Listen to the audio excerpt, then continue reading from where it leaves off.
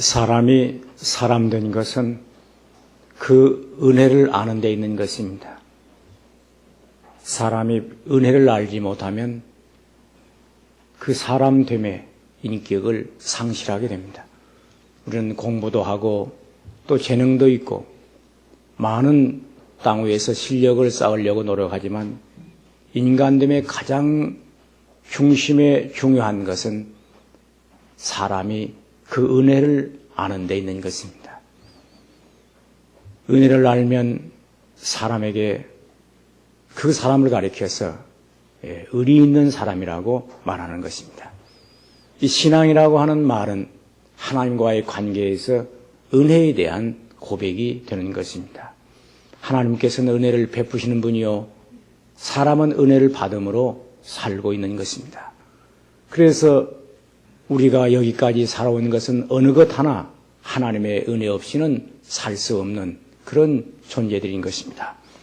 그래서 하나님께서 인간에게 가장 큰 기대와 바람이 있다고 한다면 하나님의 은혜를 기억하는 사람이 되라는 것입니다. 오늘 이 추수감사절기라고 하는 것은 한마디로 말하면 하나님의 은혜를 기억하는 이런 절기라고 말할 수 있습니다.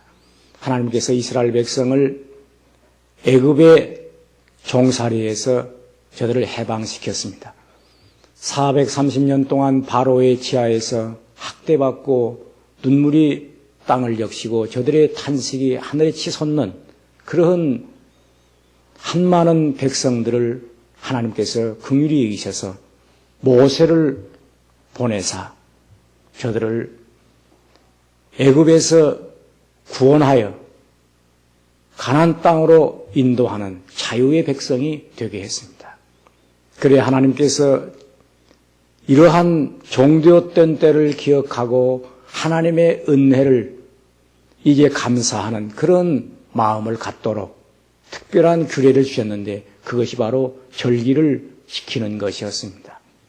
그 절기가 많이 있지만 특별히 이스라엘 민족의 큰 절기는 유월절과 그리고 초실절 그리고 이제 장막절 이 세 절기가 있습니다. 유월절은 이스라엘 백성이 애굽에서 해방되던 그러한 날을 기념하는 것이 유월절이고 또 초실절은 저들이 가나안 땅에 들어가서 첫 열매를 거두어 하나님께 감사해서 드리는 절기가 초실절 또는 칠칠절 또는 맥주절이라고 하는 그런 절기로 지킵니다.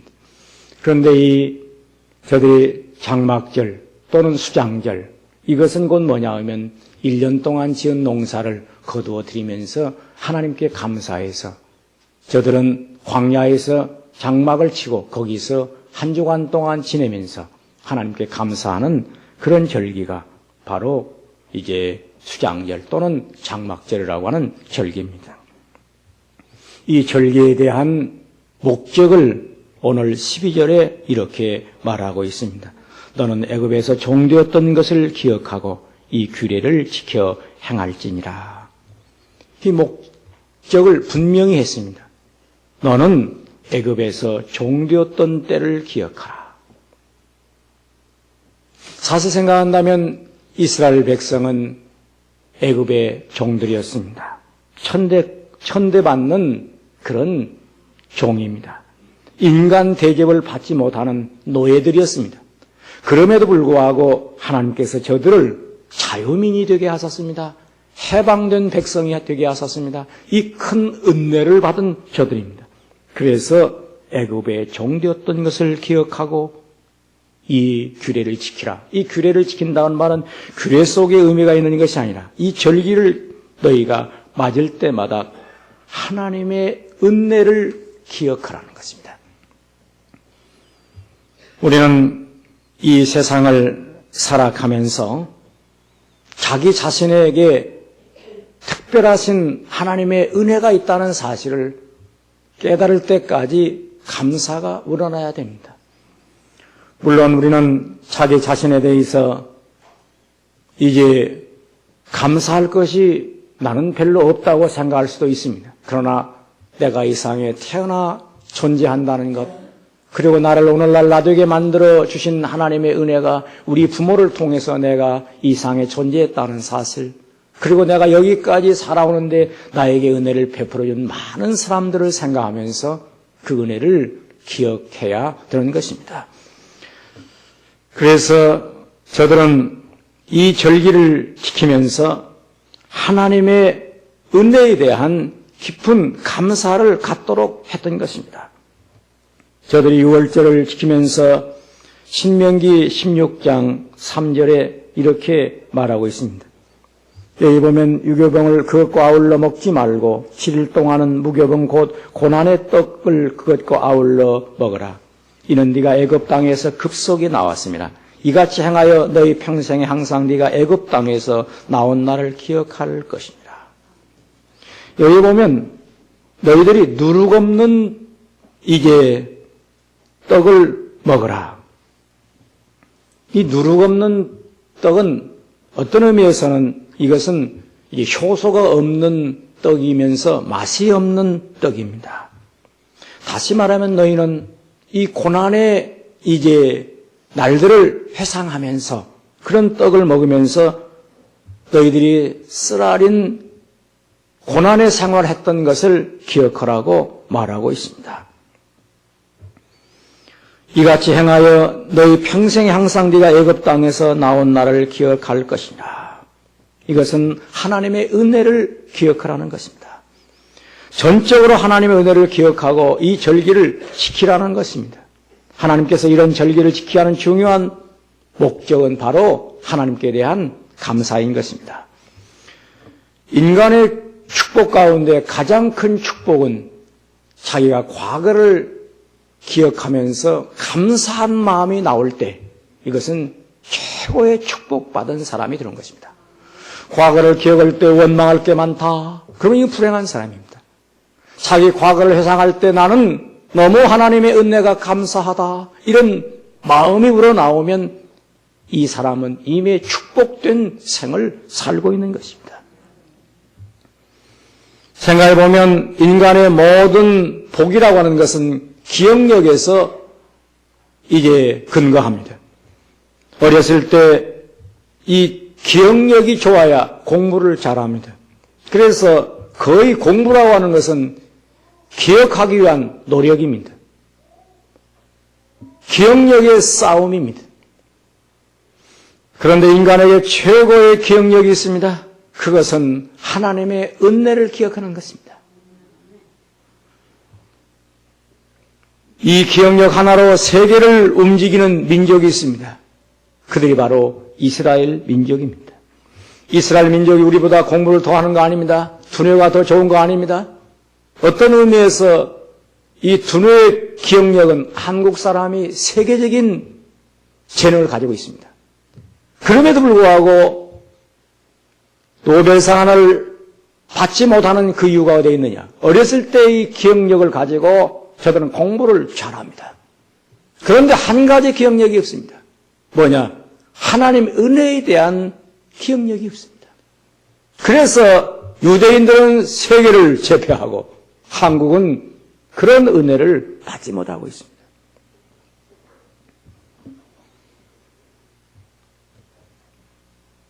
하나님의 은혜를 기억한다고 하는 것은 다른 말로 말하면 인간의 삶 전체의 은혜를 다 받아내는 축복이 되는 것입니다. 곰곰이 한번 생각해 보세요.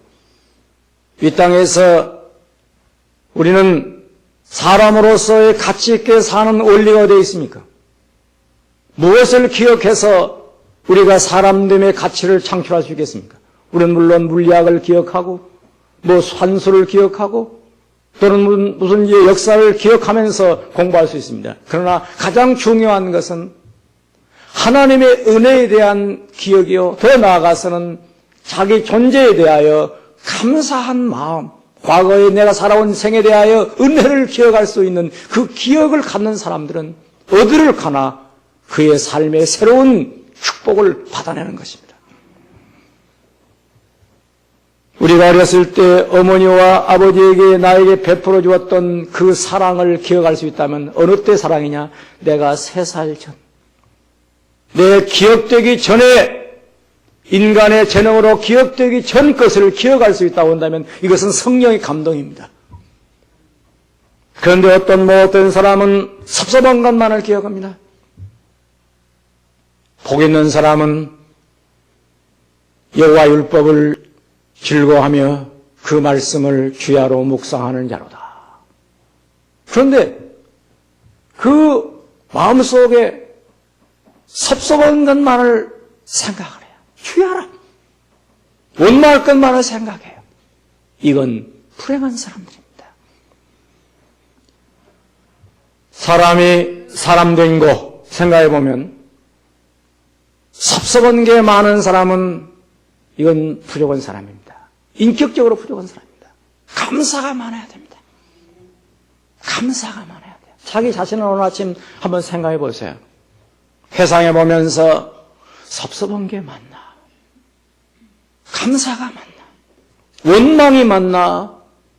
내가 하나님 앞에 참으로 기쁨과 감사가 많아지고 있는가? 자기 자신을 생각할 때 원망과 섭섭함이 많은 사람은 적자 인생이요. 감사가 많은 사람을 흑자 인생이라고 말합니다.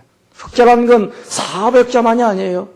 이 가슴 속에 감사가 넘치고 있는 사람은 인생 전체의 흑자입니다. 그래서 이스라엘 백성들에게 네가 애굽 땅에서 나온 나를 기억할 것이니라. 이렇게 말하고 있습니다. 이것은 어느 날짜를 기억하는 것이 아니라 하나님의 은혜를 기억하는 것입니다. 신명기 5장 15절에 보면 너는 기억하라. 네가 애굽 땅의 종되었더니 너희 하나님 여호와가 강한 손과 편팔로 너를 거기서 인도하여 내었나니 그러므로 너희 하나님 여호와가 너를 명하여 안식일을 지키라 하였느니라. 그래서 이 안식일을 지킨다고 하는 것은 다른 게 아니에요. 이스라엘 백성들에게 애굽의 종되었던 데서 너희들 하나님의 큰 손과 편팔로 구원하여 주었으니 하나님의 은혜를 기억하라. 그래서 하나님의 은혜를 기억하는 날로 안식일을 준 것입니다. 또 다른 말로 말하면 하나님의 창조에 대한 은혜를 기억하는 날이 안식일이에요. 엿새 동안 일하고 이 날은 너희가 이러지 말고 하나님께서 천지를 창조해서 우리로 하여금 이 세상을 살게 했다. 이것을 기억하라는 거예요. 너를 애굽으로부터 구속해 준 걸 기억하라. 그런 의미에서 두 가지 의미가 있습니다. 하나는 이 세상에 천지 만물을 창조하시고 엿새 동안 창조하시고 하루 안식을 하심으로 인간들에게 하나님의 창조로 이 세상은 존재한다는 창조를 기억하라는 것이 안식일이고 또 하나는 죄인으로부터 노예로부터 이제 우리를 결박으로부터 해방시키신 하나님의 구속의 은총을 기억하라는 그 의미는 우리에게 현재 이렇게 다릅니다. 천지를 창조하신 하나님 또 하나는 인간을 구속하신 하나님 그리스도에 대한 은혜를 기억하라는 것이 바로 주일 성수의 의미가 있는 것입니다. 그러므로 우리는 모든 것이 다 은혜에 대한 기억으로부터 시작이 되는 것입니다. 그러면서 신명기 8장에 보면 이런 말이 있습니다. 너희들에게 두렵다고 하는 것이 있습니다. 두려운 것은 곧 뭐냐? 하나님의 은혜를 잊어버리는 것을 두렵다고 말하고 있습니다. 우리가 두려움이 두 가지가 있습니다. 하나는 심판의 두려움이고 하나는 하나님의 은혜를 잊어버릴까 하는 두려움입니다. 이것은 어떤 하나님의 진노에 대한 심판의 두려움이 하나 있고 하나는 하나님의 은혜를 잊어버리고 사람됨의 본질을 상실할까 하는 두려운 마음을 갖는다는 것입니다. 높은 차원의 두려우면 은혜를 잊어버릴까 하는 두려움이요 낮은 차원의 두려우면 내게 무슨 재앙이 올까 하는 두려움입니다. 성도들의 두려움은 물론 심판에 대한 두려움도 있어야 되겠지만 우리 은혜 받은 그리스도인들은 하나님의 내가 은혜를 은혜로 보답하지 못할까 하는 그런 마음의 두려움을 가져야 된다는 것입니다. 그래서 신명기 8장 12절에 보면 네가 먹어서 배불리고 아름다운 집을 짓고 거하게 되며 또 내 우양이 번성하며 내 은금이 증식되며 네 소유가 더 풍부하게 될 때 두렵건대 내 마음에 교만하여 내 하나님 여호와를 잊어버릴까 하노라. 과거를 잊어버릴까? 과거를 내가 망각할까? 우리는 두려운 마음을 가져야 한다는 것입니다. 그러면서 또 두렵건대 네가 마음에 이르기를 내 능과 내 손의 힘으로 내가 이 재물을 얻었다 할까 하노라. 네 하나님 여호와를 기억하라. 그가 네게 재물 얻을 능을 주셨습니다. 신명기 8장 17절의 말씀입니다. 이스라엘 민족의 가장 큰 하나님의 이제 말씀으로 너희가 두려워해야 될 것은 하나님의 은혜를 잊어버릴까? 여기에 두려워하는 마음을 가져야 한다는 것입니다. 학생들이 공부하는 것은 무엇인가 기억하려고 노력하는 것인데 어렸을 때부터 우리 아이들이 기억할 것은 하나님의 은혜를 기억하고 창조주를 기억하고 하나님의 말씀을 기억하는 것입니다. 우리는 공부의 기억력으로 우리의 운명을 결정하지 못합니다. 학교에서 공부를 해서 몇 점 더 점수를 얻는 것을 가지고 그렇게 기뻐할 것 못 됩니다. 또 자랑할 것도 못 됩니다. 이 아이가 어렸을 때부터 은혜를 아는 아이로 살아가는가, 그것을 우리는 예의 주시해야 됩니다. 공부를 기억하는 것은 졸업으로 끝납니다. 그러나 내 인격과 운명을 결정하는 것은 은혜를 기억하는 데서 시작이 됩니다. 중요한 것입니다. 제가 많은 성도를 보면서도 그 성도들의 인격됨은 어디에 있느냐? 뭐 오래 믿었다고 되는 거 아니요? 뭐 교회 와서 뭐 한다는데 외적인 데 있는 것이 아니라 그 중심에 하나님의 은혜, 또 목사님을 보면서도 목사님께 대한 감사, 자기 부모님께 대한 감사, 이런 마음이 우러나는 사람은 그 삶 자체가 다르다는 것을 보게 됩니다. 전혀 수십 년 신앙생활하면서 그런 감사가 없는 사람들이 많이 있어요. 자기 아내에 대한 감사, 이것은 인격적입니다. 전 금년 들어 우리 교인들에게 말합니다. 자기 아내에게 남편 된 사람은 카드 한 장을 써야 합니다. 여보, 당신과 내가 만나 살아온 것이 하나님의 은혜였지. 내가 당신을 생각할 때마다 미안한 생각이 있지. 내가 마음껏 당신을 기쁘게 해주지 못한 것 같아. 용서해다오. 그런 말 한마디 쓸 수 있는 남편이 나온다면 얼마나 좋을까. 저는 지금 머릿속에 생각하고 있는 거예요. 제 손자에 대해서 카드를 쓸 작정이에요. 손자야, 내가 너를 만나기 위해서 영국으로 갔었지. 너는 네 엄마의 태중에 있었지만 내가 너와 함께 스코틀랜드의 하이랜드를 여행하면서 내가 늘 너를 머릿속에 생각했지. 너는 모를 거야. 내가 네가 이 세상에 태어난 걸 보면 하나님의 신비를 느꼈고, 네가 엎드려 다니다가 걷는 날을 보는 날, 나는 네 성장의 경이로움을 보고 내 눈에서 눈물이 나더구나. 우리가 인생을 살아가면서 자기 마음속에 어떤 감사를 담아서 표현한다는 것, 이거 중요한 것입니다. 평생을 살아가면서 돈만 움켜쥐느라고 자기 아내에게 옷 한 벌 사주지 못한 남편 많이 있어요. 그리고 죽어요. 그리고 다 죽는데 누가 가져가느냐? 자식들이 가져가는데 그 돈 가져간 자식 치고 부모에게 감사하다는 말 하는 사람 별로 없어요. 왜? 살아주지 못했기 때문이에요. 움켜쥐고. 살아있을 때 좀 써라. 이렇게 주지를 못해요. 아까워서. 그리고 놓아. 그런 돈 갖다가 목사님도 한번 써보라면 얼마나 좋겠어요. 목사님도 좀 쓰시죠. 한 번도 못해. 그리고 죽어.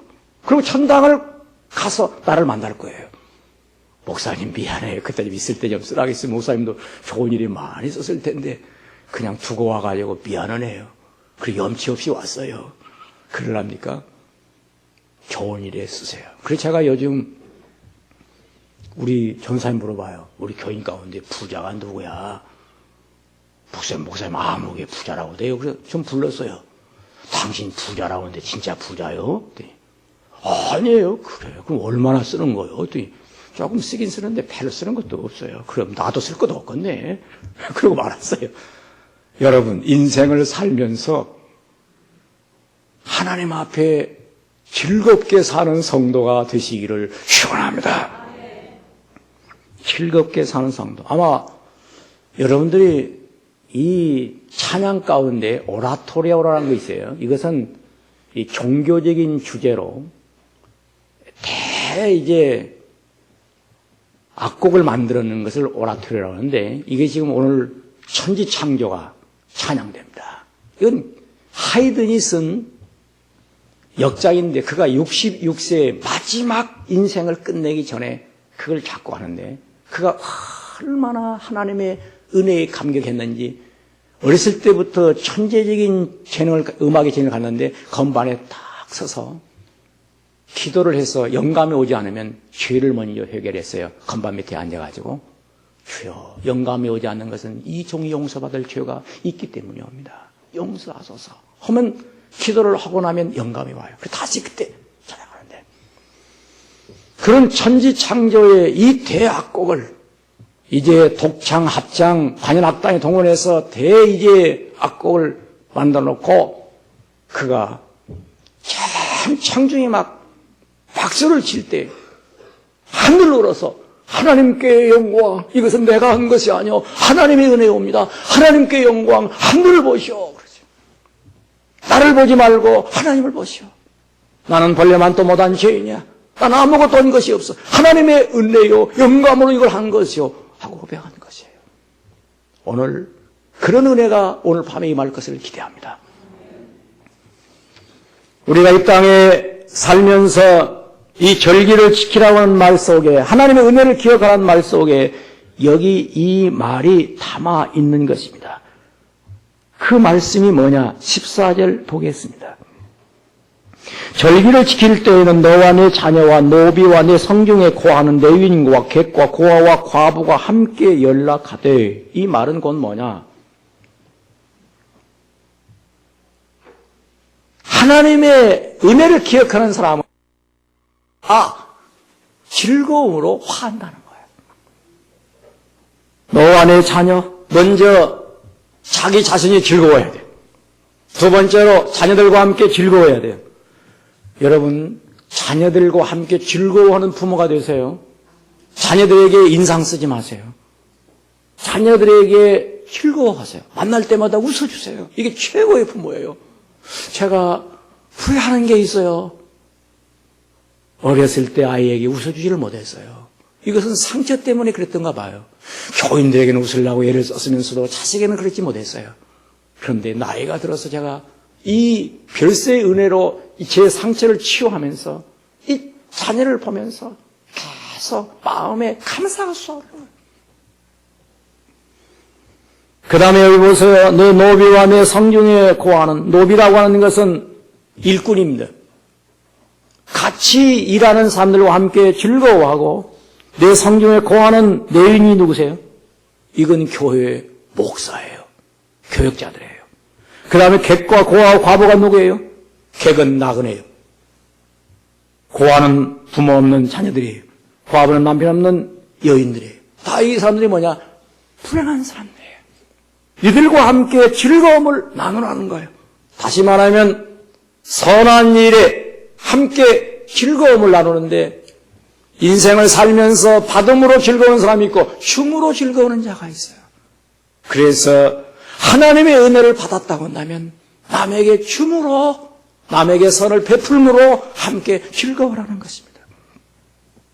그러면서 마지막에 이렇게 말하고 있습니다. 내 하나님 여호와께서 택하신 곳에서, 이건 곧 뭐냐? 성전에서 하나님께 절기를 지키면서 복 주실 것을 인하여 즐거워라, 이 말은 하나님 앞에 바침으로 즐거워하라는 것입니다. 우리가 이 신앙생활하면서 1년 동안의 감사를 오늘 주일 절기로 지킵니다.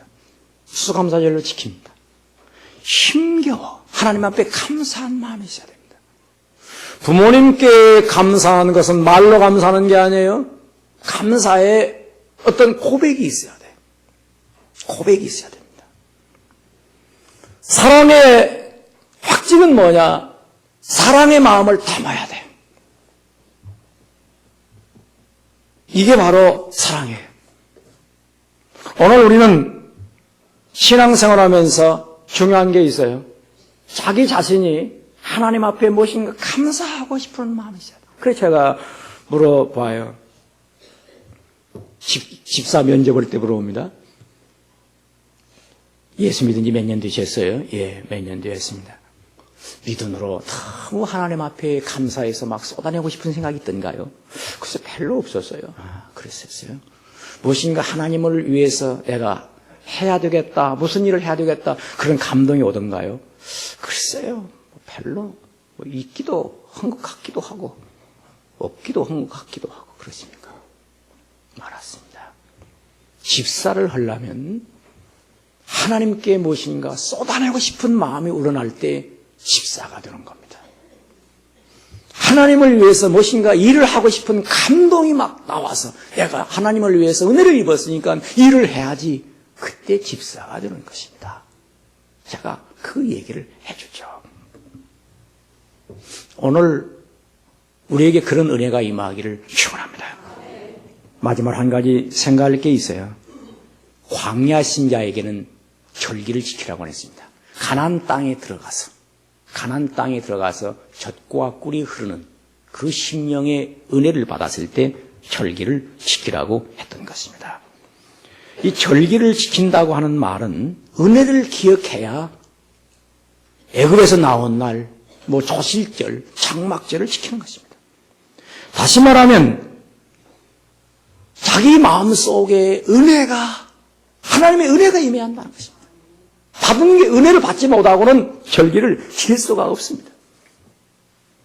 제 아들이 예수님의 뒤를 따를 때에는 원망과 불평이 있었어요. 그런데 예수님의 말씀으로 저들이 마가의 다락방에 성령을 이제 받은 후로 심령의 젖과 꿀이 흐른 후에는 저들은 차고 넘치는 감사가 있었고, 저들은 가난해도 감사했고, 사형장에 끌려가면서도 감사했고, 죽으면서도 감사가 넘쳐서 찬송하면서 죽었던 것입니다.